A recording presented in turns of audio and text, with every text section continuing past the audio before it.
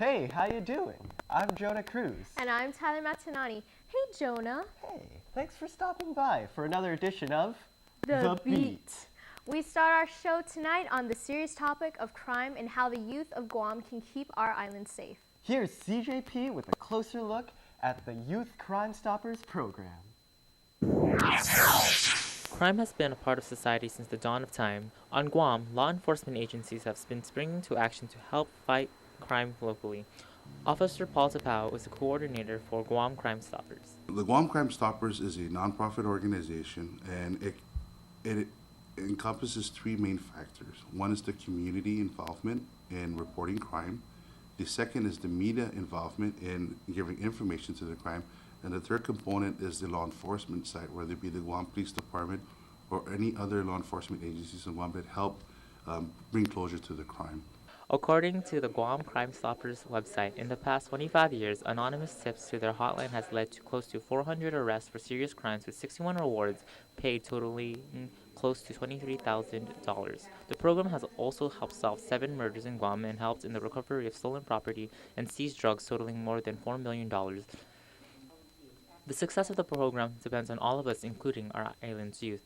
Matter of fact, the nonprofit organization has a Youth Crime Stoppers program. According to Officer Tapao, he visits various schools on island to encourage students to come forward. We teach them how to be proper citizens by reporting crime, making the right choices, and making a difference in their school. Now, the project is to keep the school safe.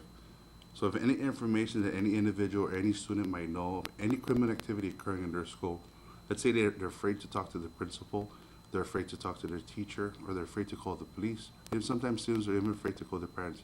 With the Crime Stoppers program, with the School Crime Stoppers program in particular, they can call the call center. Our call centers are operated 24 hours a day, 7 days a week. They can submit a tip using the internet. Officer Tapao also let me know about how I and other island teens can safely report a crime.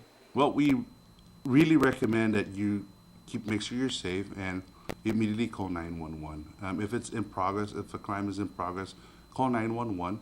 Take note of what's going on, who's involved, what's going on, the situation at hand, any vehicles that can help with the case. If you have a tip about crime, don't hesitate to call 477-HELP. That's 477-4357, or send a text to 688-STOP.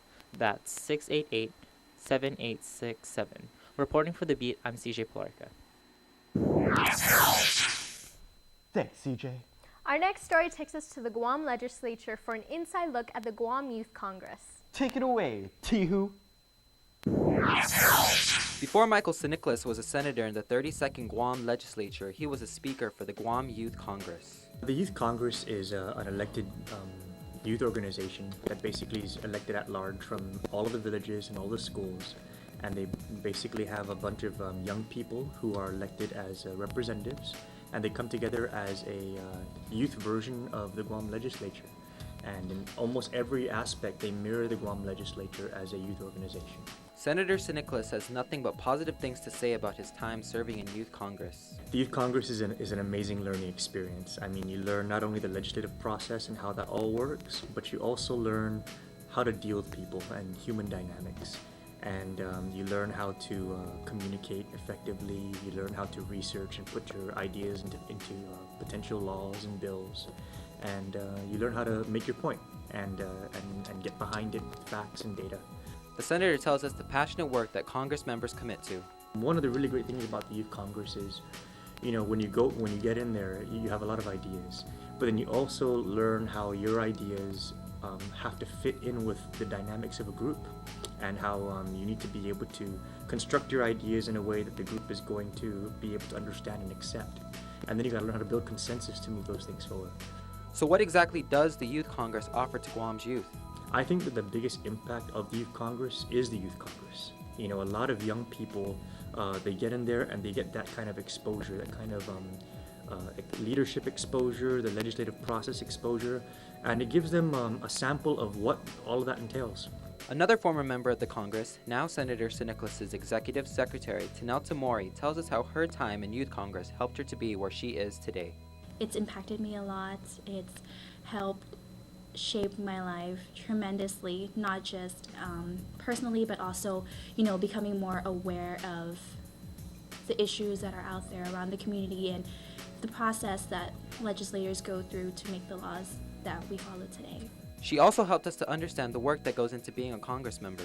So like Senator St. Nicholas said, it's a challenge to get everyone together because you see the Youth Congress is comprised of many student leaders and students who are involved in a lot of things, so it's kind of difficult to get all of us together.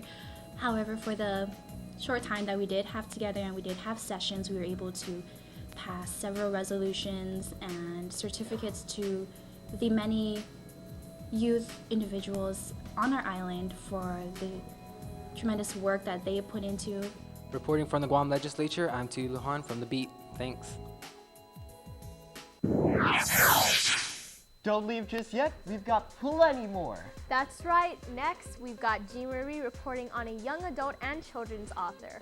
And Sam heads on over to one of the more recent poetry slams held at Agana Shopping Center. In the meantime, check to see if your fridge door is open, or if you remember to take your vitamins. Keep it locked.